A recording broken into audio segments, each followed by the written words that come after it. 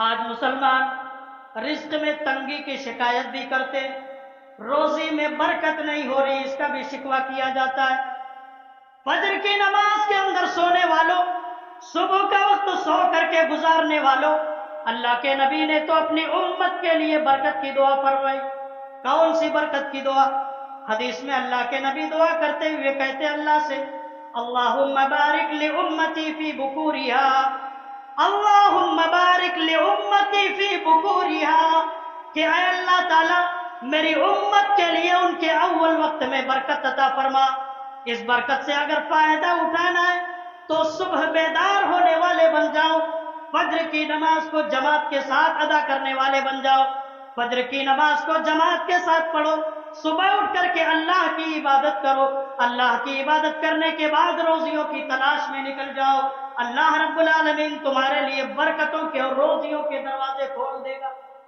خوش نصیب ہے وہ لوگ جو فجر کی نماز جماعت کے ساتھ پڑھتے، جو فجر کی اذان سننے کے بعد اپنے بستروں سے دور ہو جاتے، اپنے بستروں سے الگ ہو جاتے۔ خوش نصیب ہے وہ لوگ جو اپنے دن کی ابتدا اللہ کی عبادت سے، جو اپنے دن کی شروعات اللہ کے سامنے اپنے سر کو جھکا کر کے کرتے۔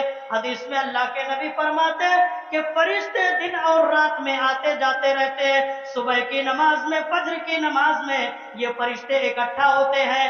فجر کی نماز میں صبح کے وقت میں جب یہ فرشتے اوپر جاتے ہیں، جب یہ فرشتے اللہ کے پاس جاتے ہیں، اللہ ان فرشتوں سے پوچھتا ہے، اے فرشتوں بتاؤ تم میرے بندوں کو کس حال میں چھوڑ کر کے آئے ہو؟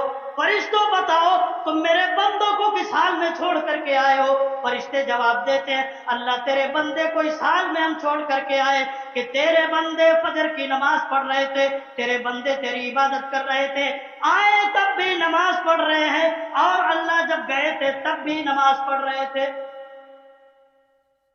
یہ فرشتوں کی رپورٹ میں حاضری کس کو نصیب ہوگی؟